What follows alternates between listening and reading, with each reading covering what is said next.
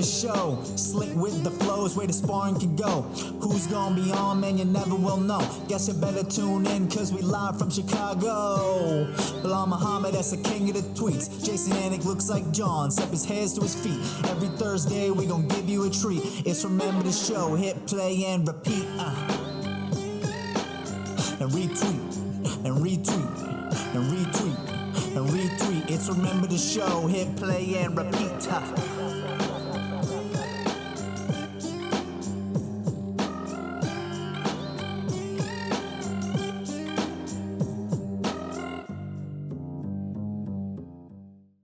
So let's get right into it, man. For those of you who don't know, he's the number 8 ranked flyweight, just 23 years old. I don't think you're going to be number 8 for long. I think you're moving up, man. But 5-0 in the UFC this Saturday, taking on Alex Perez, number 7th ranked fighter.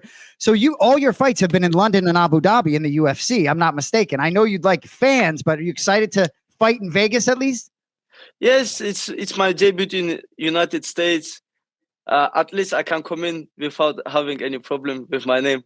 And I'm happy. I'm happy to fight in US. To be honest, if fans or no fans doesn't matter. It keep me moving in the rankings, and people know me who I am already. It's even if I fight like Mexico last night, like they would know who I am.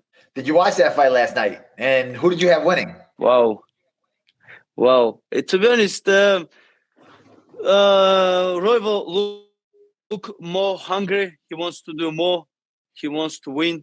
Like Moreno sat in the corner in between rounds. Like he doesn't want to be there. That's how I felt. Maybe he had enough. He didn't have this fire, and I think Royval easy fight for me in the division. Easiest fight in top 10. Yeah, I was watching in your Instagram story. I think I heard you say light work, huh?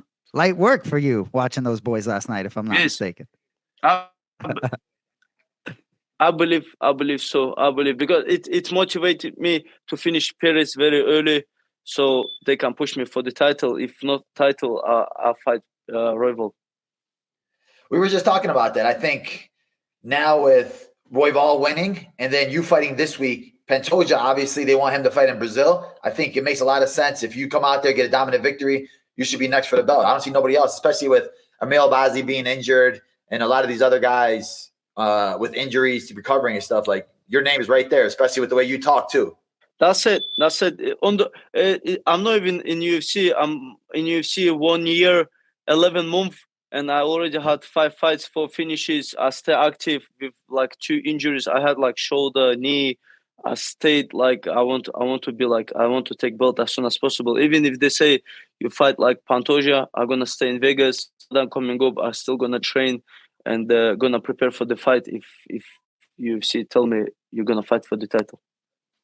So being undefeated like you are, right? I'm not sure how much of the fights you watch when you're not competing, but you see a couple weeks ago, a guy like Joe Pyfer, who's all the rage, undefeated, right? And then he loses to Jack Hermanson and sort of right back down to earth. So for you, I'm sure, I'm just curious, any added pressure? Not really. I had this a lot of noise when I was fighting in amateur career. So I fought like Tim Elliott, my last fight when he was 36 years old, same as Hermanson was 36, right? So I already fought the experienced guys, and for me, everyone is same in division. 2 legs, 2 arms, and just mentality is different. I want more than anyone. Do you get a little bit nervous when they told you Alex Perez, because Alex Perez pulls out of a lot of fights, right? Because it's like you coming all the way to America, you doing a full camp, and it's like, I don't want this guy to pull out fight week. Do you think about that? Only think I'm worried that, but you know what? Like I'm saying this even 5 days before, even if he's not make weight, I'm fighting him. That's good. That's a real one. I don't care. You know, and he hasn't been that active, but obviously last couple me, fights. I was just going to say, you know, Alex Perez hasn't fought that much, like Belal saying, even though having stepped out of fights, but his last 2 certainly been in there with some killers, former champ Pantoja, current champ, and Figueiredo. For you, right, Charles Johnson's the only guy in the UFC that you haven't finished. Was that the toughest test for you? I know Tim Elliott presented some challenges before you made everybody happy that night. I mean, most takedowns in UFC flyweight history against Charles Johnson. I don't think it's that bad. And Charles Johnson just beat undefeated Azat Maksum, who was 16-0, who was calling me out as well. Like he said, you fought against taxi guys or something like this. And then he just got beat by Charles Johnson. And Charles Johnson went split decision against Royval on for LFA title. If you remember, Really? if you remember this, yes, it was. Actually, I have video, everything counted down. I write everything down. He scored 6 takedowns. Charles Johnson against Royval, and this is easy fight for me in the division. It's a great time for you because no matter how much we all love this division, a lot of us just sick of seeing rematches and the same names over and over again. So for you, I think not only your style, but still some people that are still learning about you. And I think this Saturday night could be a coming out party, you know, for those that don't know yet. Yes, who wants to see Pantoja versus Royval? He's 2-0 down. He just fought in December. And if they want to change something in this division, they have to put me in front. And I have a bigger fan base than Royval for sure. When you look at Moreno and the way, like you said, he looked different yesterday. Like he looked like he didn't want to be there. He didn't look like the same Moreno. Do you think that he's just been in too many wars, or do you think like he's like just tired of it now and he's been at the top for too long and he's just losing motivation? I don't think he's as fire anymore. Everyone in division like 31 to 36 years old, like even if you stop, you slow down at 31 or you slow down at 36, they only have 2-3 years in the bank. I think he felt like maybe he earned money enough for his family. Maybe he doesn't have fire to do more. He looked like this in the corner. He sat in the corner like, I don't want to be there. Yeah, he just looked different to me yesterday. I was like, man, he doesn't look the same. I don't know if it was a new team or maybe he was gassed because of the high altitude, but I was like, Moreno just looks different. But when you look at Pantoja, like, do you think that he's the toughest test in the division for you? Or do you think that there's other guys out there that, this guy could be a champion or this guy could be a champion? I trained with Pantoja to prepare against Charles Johnson, and I see no difference between Pantoja or Tim Elliott or Cody Durden or whoever. They're all same. They're all same. And what I'm saying is, if you're like 32 years old in my division and you've been in UFC so long, they've been in UFC like I was in refugee center when they were in UFC, and they've been so long. And if they didn't become like a big stars, didn't hold belt for a long time. Pantoja just got his belt since I was like, I don't know, 10 years old. I don't know what they've been doing. They're in and out. They're in and out. You know what I mean? So I'm consistent. I'm ready to fight like every weekend.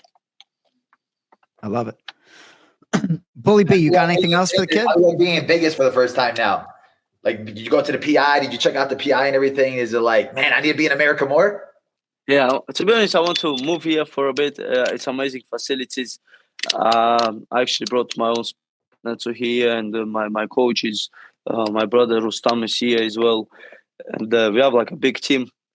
Came over, amazing facility, physio, strength and condition, recovery center. So much money UFC spend it on this facility, and it's free as well. So that's what UFC fighter dream of.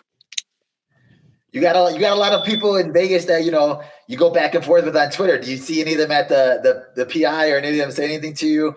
Obviously, you got like Manel Kopp, Amir Albazi there, and you guys all go back and forth. Do you see any of them at the PI and get any arguments or anything? Yeah. All good. All beef squashed. Whatever between me and Manel Kopp, we sorted out. All good. Oh, you guys are good now? All good, man. Yeah. So like when you're facing a guy like Alex Perez this weekend, you're obviously supremely confident in your own skills. Are you more focused on yourself, or do you really take a good look at him, or do your coaches watch film and sort of report to you? How much you prepare for an individual opponent? No, I prepare for his taste. Like I already made a mistake against Malcolm Gordon. I underestimated him when I fought in Abu Dhabi.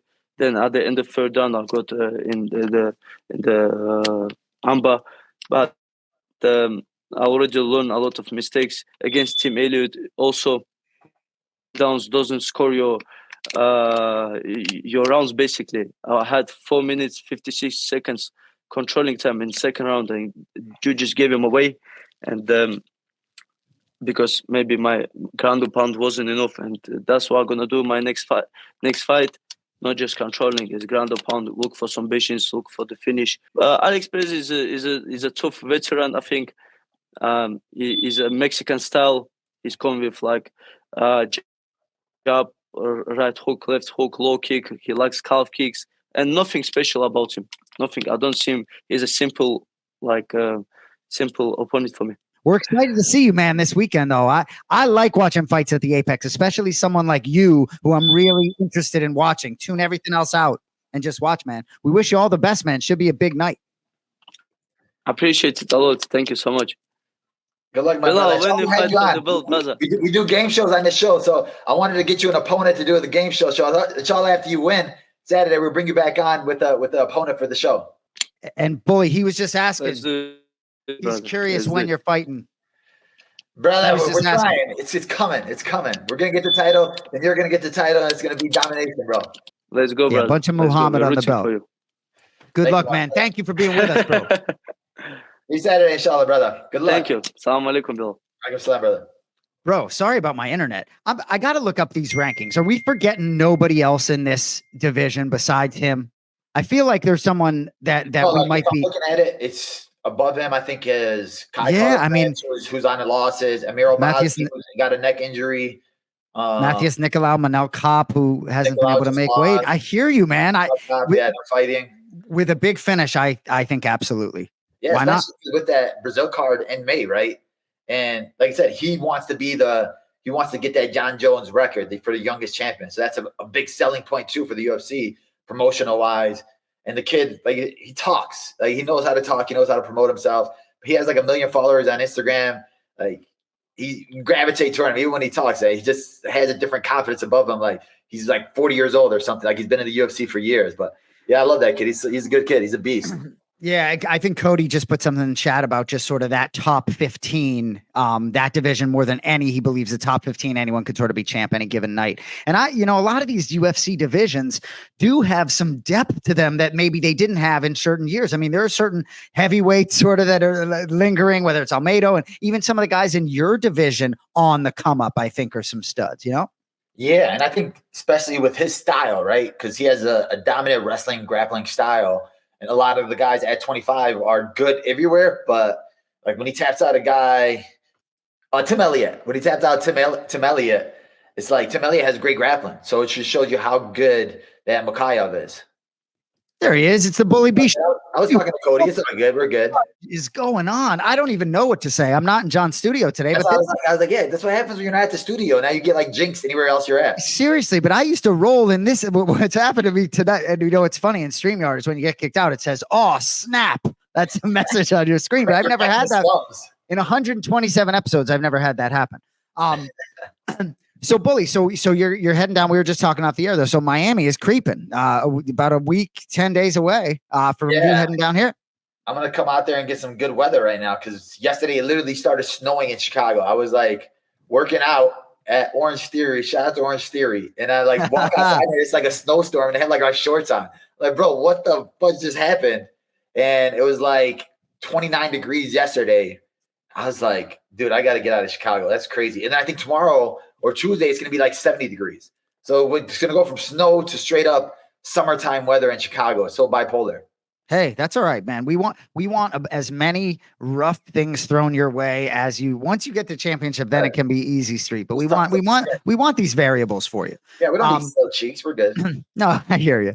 So still doing the steps a couple times a week. We got Orange Theory's become a big part of your regimen here, huh? Yeah, I'm getting addicted to it now because it's people look at it, like I said, Gerald hates on it all the time, but there's a lot of guys that will die out in there. It's a tough workout because you're getting a little bit of weights, treadmill, row machine, and I just like not thinking. I like just going and just having a workout already set for me. So it's cool. It's just a different change, right? Because I get bored of the same old thing over and over and over again. So I think that's a nice little switch up, and I'm gonna go down to Florida, train at American Top Team for a little bit, and that'll be a nice little switch up as well. I love it. So Yeah, it's interesting. You think about like American Top. I was just about to say Dustin Poirier, but he's on that card in Miami. So, but a lot of guys down here. And I was saying to you off the air, American Top team's only like 15 minutes from my front door. So I'm excited. I'll be creeping there, get some content. Of course, my boy, punishing some people down there, but should be fun, man. They got so many guys. I wonder if Kayla. I wonder if you see her. You know? Oh yeah, she's looking. How she's doing. How she's doing on the weight cut as well.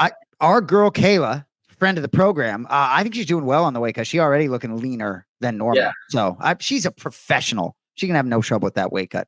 I'm not saying not gonna be hard, but God dang it, Jason. It's all good, guys. That's what happens when you guys got dial-up internet. I don't know what's going on.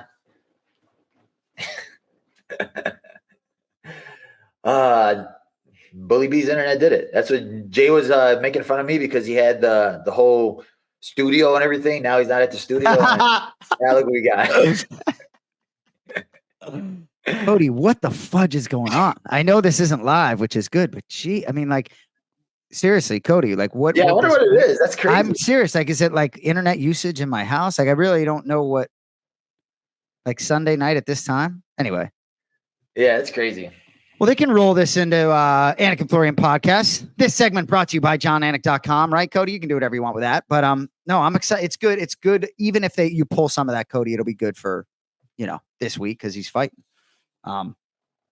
Yeah, for sure. I think it'd be fun. And I'm excited to see. There's a lot of good fights on this card. You get to see Umar fight. Right. Yeah, I'm ready to see that one too because I think Corey Sandhagen just came out and said if Umar does well, then I'll fight him because that division, perfect for him. It's like I think Dana guaranteed Merab's gonna get the next title shot now, and I think Sean O'Malley's playing into it as well. So, but people are sleeping on Cheeto. But yeah, it's like if Merab's next, what is Sandhagen? I don't mean to interrupt you, but when you say like Dana's guaranteed Merab the next, right? It's like then all of a sudden I stop listening. I'm like, whoa, Dana guaranteed Belal next. So what are we doing here? Let's get this welterweight thing announced, But no one else is fighting Leon Edwards for the belt, right? All this banter, nothing's happened, bro. So talk. We're gonna get it. Yep. Put it into the universe. Yeah, exactly. So we should be back with our regular program this Thursday coming up on the Anik and Florian Podcast Network. That is the #1 UFC welterweight contender, Belal Muhammad. Cody, we appreciate you on a Sunday night. And Muhammad MOKAEV, watch him this weekend. Hopefully he'll take care of business against Alex Perez and have an opportunity to fight for the belt. My name is Jason Anik. This was a special edition of Remember the Show. We'll see you next Thursday. Later. Yo, it's Remember the Show. Slick with the flows, where the sparring can go. Who's gonna be on, man, you never will know. Guess you better tune in, cause we live from Chicago. Belal Muhammad, that's the king of the tweets. Jason Anik looks like John, step his hands to his feet. Every Thursday, we gon' give you a treat. It's Remember the Show, hit play and repeat. And retweet, and retweet, and retweet. And retweet. It's Remember the Show. Hit play and repeat.